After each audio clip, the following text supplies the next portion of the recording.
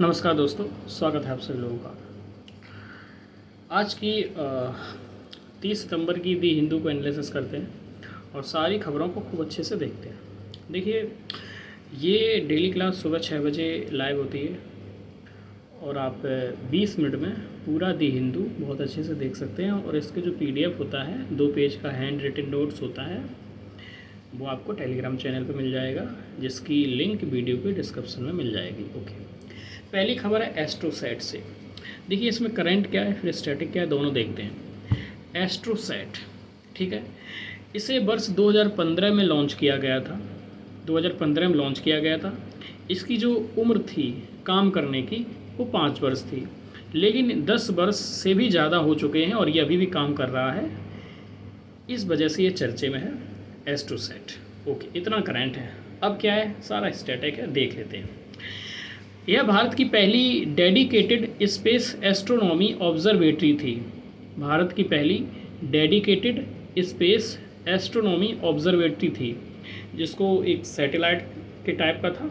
इसको लॉन्च किया गया स्पेस में और ये बहुत सारी चीज़ों को वहाँ से ऑब्ज़र्व कर रहा था, समझ रहा था क्या क्या कर रहा था। वो सारी स्टडी जो की गई है सब बताता हूँ। ये किया। और जो एस्ट्रोसैट है, इसको जो ये इस प्रकार की जो सैटेलाइट हैं, तो दुनिया के बहुत सारे देशों के पास नहीं थे, जैसे चीन है, रूस है, अमेरिका है, यूरोपीय यूनियन और 1-2 देश। इनके अलावा भारत के पास था। 2015 में ये मुकाम हमने हासिल किया था। इसको डेवलप करने का काम भारत ने स्वयं किया, लेकिन कुछ सहयोग भी लिया। कुछ हमारे कॉलेज इंस्टीट्यूट थे, उनका सहयोग लिया, और साथ ही साथ कनाडा और यूके का, कनाडा और ब्रिटेन का भी सहयोग लिया था। तो किन 2 देशों का सहयोग लिया? कनाडा, ब्रिटेन का भारत ने सहयोग लिया था। इसको PSLV से लॉन्च किया गया था। पोलर सैटेलाइट लॉन्चिंग व्हीकल है, तो उसके माध्यम से इसको लॉन्च किया गया था। और जिसका रॉकेट नंबर था उसको याद रखिएगा, PSLV C30XL, PSLV C30XL। इसका वजन तो 15 से 13 kg वजन था। और मिशन की लाइफ जैसा कि मैंने आपको बताया 5 वर्ष थी, लेकिन 10 वर्ष भी हो चुके हैं, अभी भी काम कर रहा है। इसके अचीवमेंट क्या हैं? देखो, इससे हमने ब्लैक होल की स्टडी की। ब्लैक होल की स्टडी में बहुत अहम भूमिका निभाई एस्ट्रोसैट ने। न्यूट्रॉन स्टार होते हैं, उनकी स्टडी की। न्यूट्रॉन स्टार स्पेस में जब भी आप पढ़ोगे तब ये सब बताया जाएगा कि न्यूट्रॉन स्टार क्या होता है, ब्लैक होल क्या होता है। गैलेक्सीज़ हैं, उनकी स्टडी की, ये सारी स्टडी की। इसके अलावा जो फार अल्ट्रा वायलेट फोटॉन्स हैं, उनकी स्टडी की। जो हमारा सूर्य के सबसे नज़दीक जो तारा है, प्रॉक्सिमा सेंचुरी, उसकी स्टडी की। इलेक्ट्रोमैग्नेटिक जो स्पेक्ट्रम होता है, उनकी स्टडी की। तो ये बहुत सारी स्टडी की। तो अब प्रश्न 2015 में जब ये लॉन्च हुआ था, तो बस 2016 में UPSC ने क्वेश्चन पूछा था। अभी चर्चे में इम्पॉर्टेंट है, तो इसमें ये पूछ सकता है कि इसके उपलब्धियां क्या थी, या इससे किस किस की स्टडी में इससे हेल्प मिला है। तो ये आप देख सकते हैं। इसमें 5 पेलोड थे, 5 प्रकार के पेलोड थे जिनका यूज किया गया था, तब इतना सारा स्टडी कर पाया। पहला UVIT, UVIT, ultraviolet imaging telescope. Ultraviolet imaging telescope, सारी चीज़ समझते जाइए, इसका नोट्स मिल जाएगा आपको, ठीक है। हाँ, और मैं उतनी ही चीज़ें बताता हूँ जितनी इम्पोर्टेंट हैं, नहीं तो 2 घंटे भी क्लास में बोलना वो कोई फ़ायदा नहीं है UPSC के पॉइंट ऑफ व्यू से, वो time of waste of time है। तो UVIT है एक अल्ट्रा वायलेट इमेजिंग टेलीस्कोप। ये क्या करती है, ये UV जो किरणें हैं और विजुअल लाइट है, इनको कैप्चर करती है, इनको समझती है, और इनके माध्यम से जो यंग स्टार हैं, गैलेक्सी हैं, नेब्यूला हैं, उन सब की खूब स्टडी होती है। जो अल्ट्रा वायलेट हैं, विजुअल लाइट हैं, उनके माध्यम से ही तो हम गैलेक्सी, यंग स्टार, नेब्यूला का अध्ययन करेंगे ना, क्योंकि हम कोई नेब्यूला है उसके पास तो जा नहीं पाएंगे। हाँ, दूसरा है पेलोड, वो है LAXPC, large area X-ray proportional counter. Large area X-ray proportional counter, इसका मतलब होता है कि जो लो एनर्जी एक्स-रे हैं उनकी स्टडी की गई। लो एनर्जी की जो एक्स-रे किरणें होती हैं उनकी स्टडी की गई, और उनसे हमने ब्लैक होल है, बाइनरी स्टार है, इन सब को स्टडी करने में हमें खूब लाभ मिला इन सब चीज़ों से। अगला है CZTI, cadmium zinc telluride imager. Cadmium zinc telluride imager. इससे क्या हुआ, हाई एनर्जी एक्सरे हैं को ऑब्जर्व किया गया, इनसे हाई एनर्जी की एक्स रेज हैं उनको ऑब्जर्व किया गया। SXT soft X-ray telescope, soft X-ray telescope, इससे सुपरनोवा हुआ, न्यूट्रॉन तारा हुआ, उन सब की स्टडी में काफ़ी हेल्प मिली है। सुपरनोवा आपने सुना होगा, न्यूट्रॉन तारा सुना होगा। SSM है scanning sky monitor, scanning sky monitor, इससे स्टार एक्सप्लोजन जो होते हैं उनका।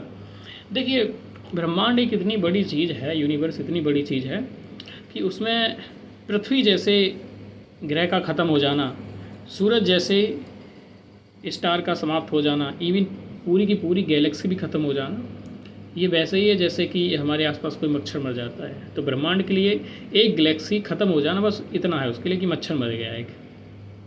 तो गैलेक्सी के अंदर कितने स्टार हैं, स्टारों के आसपास प्लेनेट हैं, उसमें से धरती प्लेनेट है, धरती में कितने लोग हैं, उनमें से एक आदमी है, समझ रहे हो ना। तो पृथ्वी उनके लिए मच्छर जैसा भी नहीं, उससे भी छोटा है। तो ये सारी चीज़ें होती हैं। तो एस्ट्रोसैट है, इम्पॉर्टेंट है। पीटी का क्वेश्चन बन सकता है यहाँ से, मेंस का तो नहीं बनेगा, पीटी का बनेगा। अगली है मोटोक कम्युनिटी। आजकल आप देख रहे हो कई सारी कम्युनिटी है ना एसटी स्टेटस की मांग कर रही हैं, बहुत सारी। तो एक मोटोक जैसे बंजारा उस दिन बनाया था, एक और कम्युनिटी थी उसके बारे में पढ़ाया था। अब आ गई मोटोक कम्युनिटी। मोटोक कम्युनिटी जो है ये असम में रहती है, और असम का जो मेनली उत्तरी का क्षेत्र है ना, उत्तरी असम जैसे डिब्रूगढ़ हुआ, तिनसुकिया हुआ, इन क्षेत्रों में रहा करती है। ये डिमांड कर रहे हैं कि हमें एसटी का स्टेटस दे दिया जाए, शेड्यूल ट्राइब का स्टेटस दे दिया जाए, क्योंकि शेड्यूल ट्राइब का स्टेटस दे दिया जाएगा तो एसटी को जितनी भी सुविधाएं मिलती हैं वो सारी मिलने लगेंगी, रिजर्वेशन जैसी चीज़ें हैं सब मिलने लगेंगी। और साथ ही साथ ये भी डिमांड कर रहे हैं कि इनकी भी एक ऑटोनॉमस काउंसिल होती है तो उसको छठी अनुसूची में शामिल कर दिया जाए, क्योंकि अभी इनकी जो ऑटोनॉमस काउंसिल है वो स्टेचुरी बॉडी है, स्टेचुरी बॉडी है, कॉन्स्टिट्यूशनल बॉडी नहीं है। और छठी अनुसूची में शामिल हो जाएगी तो संवैधानिक बॉडी बन जाएगी, मजबूत हो जाएगी। ये डिमांड है इनकी। मोटोक कम्युनिटी उनके बारे में देखो, ये असम के उत्तरी क्षेत्र में रहते हैं, तिनसुकिया है, डिब्रूगढ़ है। एक मतक किंगडम हुआ करता था, मतक किंगडम। तो मतक किंगडम से के ही ये लोग उत्तराधिकारी मान लो या फिर उनके ही ये वंशज हैं। और मतक किंगडम का एक लीडर हुआ करते थे, उनका नाम था स्वर्गादेव सर्बानंद सिंह। स्वर्गादेव सर्बानंद सिंह लीडर थे, जिनका संघर्ष अहोम वंश से भी हुआ था। अहोम वंश तो आपने सुना होगा, क्योंकि हमारी जो यूनेस्को की लिस्ट है 43वां एक उसको अहोम का जो मोइदम उसको शामिल किया गया ना, लचित बोरफुकन ने, ये सब चीज़ें हैं। तो उनसे संघर्ष हुआ था। देखिए अब पिछले वीडियो में मैंने कई बार, पिछला भी वीडियो बताया था, उसमें ही बताया था कि एसटी का स्टेटस कैसे मिलता है, संवैधानिक प्रावधान क्या है, प्रोसीजर क्या है, ये सारी चीज़ें बताई थी। ओके। और छठी अनुसूची है, इसके बारे में भी बताया था कि छठी अनुसूची में बहुत मांग कर रहे हैं, तो ये आप उस वीडियो को भी देख सकते हैं, ठीक है। नहीं तो आगे फिर बात आ जाएगी, फिर को एक्सप्लेन कर देंगे किसी दिन। छठी अनुसूची की डिमांड, और जैसे कि लद्दाख है छठी अनुसूची में शामिल होने की बात कर रहा है, और कई सारे एसटी स्टेटस मांग रहे हैं, तो ये बहुत इंपॉर्टेंट है। यहाँ से मेंस का क्वेश्चन बन सकता है, पीटी का तो बनना ही है। खूब चर्चे में ये बहुत ज़्यादा डिमांड में है। असम की 6 कम्युनिटी ऐसी हैं जो एसटी स्टेटस की मांग कर रही हैं। उन 6 कम्युनिटी के नाम याद कर लीजिए। एक है मोरान, एक है मोतोक, एक है शुतिया, मोरान, मोतोक, शुतिया, एक है ताई अहोम, एक है कोच राजबोंगस्ती, एक है टी ट्राइब्स, चाय ट्राइब है ना। हाँ, ये है। अगली खबर है पांडा डिप्लोमेसी। पांडा डिप्लोमेसी क्या होती है? पांडा डिप्लोमेसी होता क्या है, पहले विश्व में बहुत जगह पे पांडा हुआ करते थे, फिर वो ख़त्म हो गए, चाइना के पास बचे। तो चाइना क्या करता था, जब भी किसी देश के साथ संबंध बनाता था तो उनकी मित्रता के रूप में एक पांडा भेंट कर देता था, एक या दो, वो लेके ले जाते थे। और पांडा एकदम अपने आप में दिखने में क्यूट होता है, तो वो ले जाते थे और जू में रख देते थे। जू में लोग टूरिस्ट आते हैं, उसको देखते हैं, उससे मज़े लेते हैं। तो ये सब होता था। तो चाइना का यही एक मित्रता का सिंबल हुआ करता था, सॉफ्ट पावर उसकी हुआ करती थी। ये करता था। और ये उसने 1980 के दशक तक किया। जब भी कोई आता था या जाता था तो पांडा जो होता था, पांडा देखा होगा आपने, काली काली आँखें, गोरा गोरा चेहरा और ये सब गोल मटोल, तो उसको गिफ्ट किया जाता था। लेकिन 1990 के बाद से उसने पॉलिसी को चेंज कर दिया। उसके बाद से उसने उसको गिफ्ट नहीं किया, वो लॉन सिस्टम शुरू कर दिया उसने। लॉन सिस्टम मतलब उसने ये दिखाने के लिए हमारे तुम्हारे संबंध कितने अच्छे हैं, पांडा भेंट कर दिया। तो मान लो कोई देश है, पांडा ले गया अपने साथ, कुछ समय तक पांडा वहाँ रहा, उसके बच्चे अच्छे भी हुए। तो जो पांडा रहा है कुछ समय रह लिया, मान लो 2 साल, 10 साल, 5 साल, 15 साल, उसके बाद वो पांडा चीन में ही वापस आएगा, और जो उसके बच्चे भी होंगे उस पर भी चीन का ही अधिकार होगा, वापस चीन में ही आएंगे। ठीक है, ये हुआ। और इस माध्यम से चाइना ने खूब कमाया भी है, जैसे कई सारे देशों को दे दिया और उनसे काफ़ी पैसा लिया, क्योंकि उनका टूरिज़्म बढ़ेगा, उनको फ़ायदा हो गया। तो चाइना ने पांडा दे दिए, पैसा ले लिया, और फिर कुछ समय बाद पांडा अपना वापस ले लिया। इस प्रकार नहीं कहते, लीज पे दे दिया है। तो इवन ऐसे मान लो कनाडा है, फ्रांस है, ऑस्ट्रेलिया है, इन सब के साथ ऐसा ही किया। और ऑस्ट्रेलिया के साथ तो यूरेनियम की डील की थी, और यूरेनियम की डील की थी तो चाइना ने ऑस्ट्रेलिया से यूरेनियम ख़रीदा और उसने यूरेनियम दे दिया, बदले ने इसने पांडा दे दिया। पांडा कि लो ये पांडा ले लो, अपने जो अजायब घर हैं, चिड़ियाघर में उनको रखो, खूब कमाओ, उसके बाद में इतने समय बाद हम उसको वापस ले लेंगे। ये हुआ। तो पांडा की बात आई तो पांडा डिप्लोमेसी ऐसी चीज़ है, कभी मेंस में कोई चीज़ छोटी बन जाए तो देख ये उल्लेख कर सकते हैं। जायंट पांडा एक होता है, जायंट पांडा इसी क्रम में, तो उसके बारे में कुछ फैक्ट देख लेते हैं। ये बियर फैमिली से संबंधित है, और चाइना का जो दक्षिण और पश्चिम चाइना है उसके ठंडे क्षेत्र में रहते हैं। ये सब ठंडे क्षेत्र में रहते हैं, गर्मीले क्षेत्र में नहीं रहते। इनकी डाइट क्या होती है, तो बम्बू खाते हैं, बाँस खाते हैं। इनकी एक चीज़ और होती है विशेषता, शूडोथम। शूडो का मतलब झूठा। तो इनके जो नाखून ये होते हैं ना, अंगूठे बहुत छोटे होते, इतना होता है, केवल इतना, इससे भी बहुत छोटे। तो ये ऐसे करके खाते हैं, ऐसे उसको पकड़ लेते हैं, मुंह में दबा के खाते हैं, तो स्यूडो है, थम होता है। आयुसेन के जो स्टेटस है तो वल्नरेबल है, सुभेद है, बहुत ज़्यादा वल्नरेबल है। इवन WWF जो संगठन है, world wild fund for nature होता है, उसका लोगो भी 1961 से जायंट पांडा का ही लोगो है। इन पे थ्रेड जो है, हैबिटेट लॉस हो या हंटिंग हो, ये सारे संकट इन पे बने रहते हैं। तो ठीक हो गया कवर। अगला है यूथ जो है, हमारे यहाँ के जो जवान हैं उनमें हार्ट अटैक की संख्या बहुत बढ़ती जा रही है। इवन 2020 से 2023 के बीच में डेटा देखा जाए, 2020 से 2023 का, तो 50% हार्ट अटैक जो हुए हैं, जितने भी हार्ट अटैक हुए हैं उनमें से 50% के वो लोग हैं जो अंडर 40 ईयर हैं, यानी 20 साल से 40 साल के बीच, यानी 40 साल से कम। तो भारत में बहुत ज़्यादा हार्ट अटैक हो रहा है, और उनमें से 40 वर्ष तक में 50% हो रहा है, यानी कि 50% हार्ट अटैक की संख्या 40 वर्ष से कम लोगों में हो रही है। तो यूथ में बहुत ज़्यादा ये अटैक आ रहा है। कारण क्या है इसके पीछे? कारण ये है कि लाइफ स्टाइल ठीक नहीं है, रात भर जाग रहे हैं, रात भर में उल्टा सीधा खा रहे हैं, स्ट्रेस ले रहे हैं बहुत ज़्यादा, लॉन्ग वर्किंग आवर हैं, अनहेल्दी फूड है, डाइट है, ये सब। अब प्रोसेस्ड चाहे वो खाना पीना हो, चाहे पैकेट में आता हो, बहुत तेल है, ये सब चीज़ें होती हैं, एल्कोहल है, स्मोकिंग है, इवन लैक ऑफ स्लीप है, सही से सोना ना, ये सारी चीज़ें तो होती हैं। तो जो लोग सोते कम हैं, सो लिया करो ठीक से, 7 घंटे तो सो ही लिया करो आराम से, ठीक रहोगे। नहीं तो पता चले अगला नंबर उनमें से आपका किसी का हो सकता है, माफ़ करना, मजाक कर रहे हैं, लेकिन सुधारिए। लाइफ स्टाइल है ज़्यादा है, सुबह जल्दी उठिए, अपनी पढ़ाई लिखाई आप सभी लोग सुबह करिए, 5 बजे उठ जाइए, पढ़ाई करिए, और कोशिश करो स्ट्रेस ना लो। ठीक है, काम का भार होता है तो काम करो, बीच बीच में थोड़ा सा रेस्ट ले लो, और काम भी पूरा नहीं रुकना चाहिए, अच्छे से हो जाए और शरीर पे भी इम्पैक्ट ना पड़े। फूड है, इस पे ध्यान दो, बाहर का जो तला भुना और ये पैकेट वाला कुरकुरे चुरमुरे कुछ मत खाओ। ये तो अभी तो आप खा ले रहे हो, अचानक तो दिखेगा आपको। SDG 3 है हमारा, सस्टेनेबल डेवलपमेंट गोल 3 है, इसी से रिलेटेड है। तो ये सारी चीज़ें याद रखना, सो लिया करो। अल्कोहल स्मोकिंग को तो खैर खतरनाक है ही हमारे लिए। तो ये थी। अगला अगर स्टेटस इसमें मैं बता दे रहा हूँ, जैसे कि एसटी का स्टेटस है, कैसे क्या मिलेगा, ये मैं बता ही देता हूँ। मैंने नोट किया है पिछली क्लास में ये सारी चीज़ें, अभी बताता हूँ। आप ये बताना क्वेश्चन में सबसे ज़्यादा यूरेनियम किस देश के पास है, सबसे ज़्यादा यूरेनियम किस देश के पास है।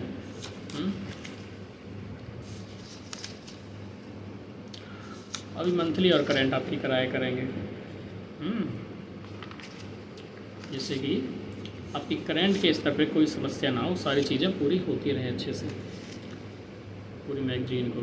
हाँ देखिए, अभी आपने देखा तो बंजारा कम्युनिटी है, मैंने पढ़ाया था, एसटी स्टेटस की मांग कर रहा है, क्योंकि महाराष्ट्र को छोड़कर जो अदर राज्य वहाँ तो इसको एसटी का दर्जा प्राप्त है, लेकिन महाराष्ट्र में प्राप्त नहीं है, तो महाराष्ट्र में ये मांग चल रही थी।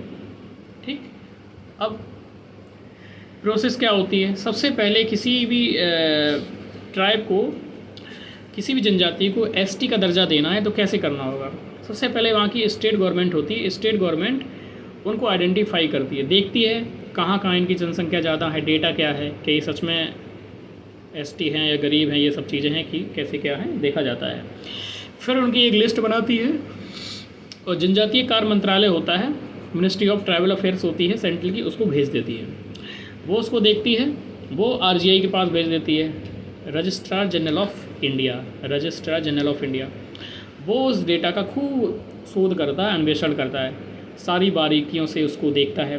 जब वो सेटिस्फाइड हो जाता है, वो भेज देता है NCST, national commission for scheduled tribe, राष्ट्रीय अनुसूचित जनजाति आयोग, उसके पास भेज देता है, वो भी सहमत है। फिर वो यूनियन जो कैबिनेट होती है और प्रेसिडेंट होते हैं उनके पास भेजा जाता है। फिर कॉन्स्टिट्यूशनल शेड्यूल्ड ट्राइब ऑर्डर 1950 का है, उसमें संशोधन किया जाता है, ऐड हो जाते हैं, ये प्रोसीजर है। लेकिन किन आधारों पर इनको ये स्टेटस दिया जाएगा एसटी का, तो आप देखिए, लोकुर कमेटी बनी थी, लोकुर कमेटी 1965 में लोकुर कमेटी बनी, उसने 5 आधार बताए, इन आधारों पर ही किसी कम्युनिटी को एसटी स्टेटस दिया जाएगा। ठीक है, एक है प्रीमिटिव ट्रेड्स, यानी कि ये वो बहुत आदिम जनजाति होनी चाहिए, उनकी कल्चर ऐसी होनी चाहिए सबसे अलग, यानी ऐसा ना हो कि जो सामान्य जीवन में कल्चर लोगों की चल रही है वही कल्चर है, अलग विशेष कल्चर होनी चाहिए। जियोग्राफिकल आइसोलेशन होना चाहिए, यानी कि अलगाव होना चाहिए बहुत सारे लोगों से, जैसे कि समाज के मुख्य धारा ना हो, उनसे कटाव है अगर देखा जाएगा। इकोनॉमिक बैकवर्डनेस देखा जाएगा कि आर्थिक रूप से पिछलापन है, और जो समाज है उनसे कितना जुड़ाव है उनका, signs of contact with wider society, ये सारी चीज़ें देखी जाएंगी। और संविधान में प्रावधान कई सारे हैं, जैसे 5वीं अनुसूची है उनसे संबंधित है, 6ठी अनुसूची है जिसमें 4 राज्यों का उल्लेख है, जिसकी ये भी मांग कर रहे हैं, क्योंकि असम तो उसमें शामिल है, असम, मेघालय, त्रिपुरा और मिजोरम, असम, मेघालय, त्रिपुरा और मिजोरम, क्योंकि उधर लद्दाख 6ठी अनुसूची की मांग कर रहा है, प्रोटेस्ट इतना हुआ, इधर ये मांग कर रहे हैं। ठीक है, और आर्टिकल 342(1) है जो प्रेसिडेंट इसको घोषित करता है, एक आर्टिकल 342(2) है, 3 से 66, 25 है, इन सबको देख लेना। ये हो गया। अभी 6ठी अनुसूची है तो उसको भी मैं बता ही देता हूँ आपको, यहाँ पे सारी चीज़ें नोट हो गई हैं, बहुत अच्छे से बता चुका हूँ मैं आपको कई बार।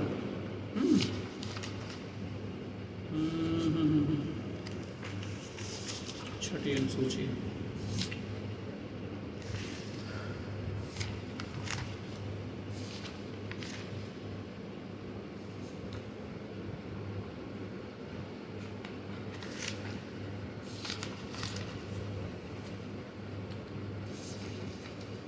वीडियो को लाइक कर देना और चैनल को सब्सक्राइब कर लेना।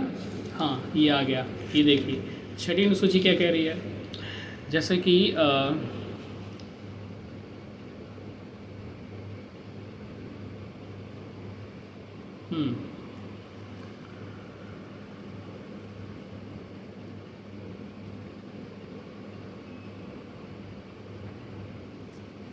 ठीक, देखिए 6ठी अनुसूची स्वायत्त जिला परिषदें होती हैं, ऑटोनोमस डिस्ट्रिक्ट काउंसिल, उनकी स्थापना करती है।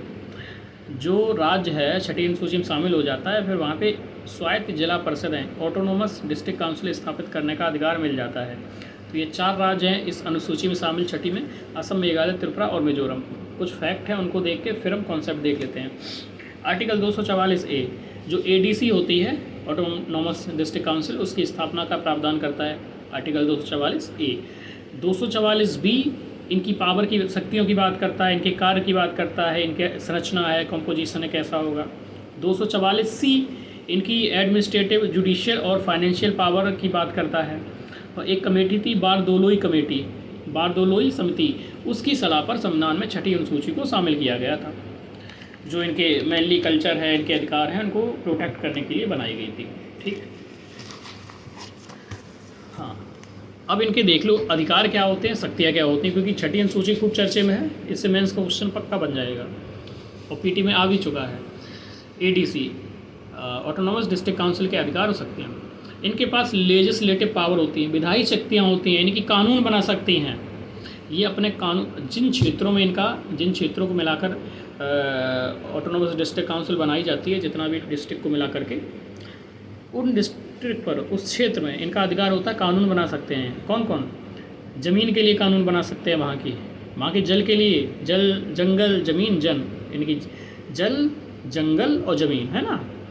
तो ज़मीन के लिए है, फॉरेस्ट के लिए है, वाटर के लिए है, एग्रीकल्चर के लिए, वहाँ के संसाधन हैं, वहाँ की सामाजिक परंपराएं हैं, सोशल कस्टम्स हैं, उन सब के लिए कानून बना सकते हैं, ये अधिकार होता है।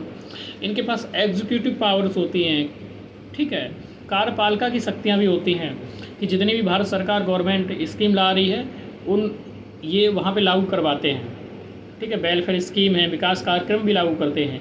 जुडिशियल पावर भी है, न्यायिक शक्तियाँ भी हैं। सोचिए, इसलिए महत्व है छठी अनुसूची का कि इनके पास न्यायिक शक्तियाँ भी हैं, क्योंकि इनकी बहुत सारी परंपराएं हैं और उन परंपराओं से ही न्याय व्यवस्था चलती है, बहुत सारे काम होते हैं। इनमें विवाह करने की अलग परंपरा है, विवाह विच्छेद की है कि नहीं है पता नहीं, जो भी होगा, अलग अलग परंपराएं हैं, अलग अलग मान्यताएं हैं। तो उन्हीं परंपराओं से ये कानून बनाते हैं, उन्हीं परंपराओं को ही कानून कहा जाता है, उससे संचालित होते हैं।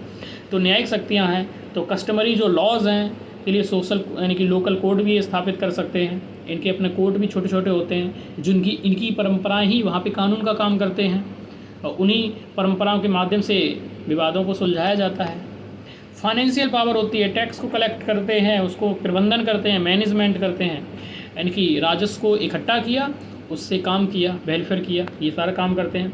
कल्चर को ये प्रोटेक्ट करते हैं, अपनी परंपरा है, इनकी भाषा है, संस्कृति, उनका संरक्षण करते हैं और विकासात्मक कार्य करते हैं, अपने क्षेत्र का विकास भी करते हैं।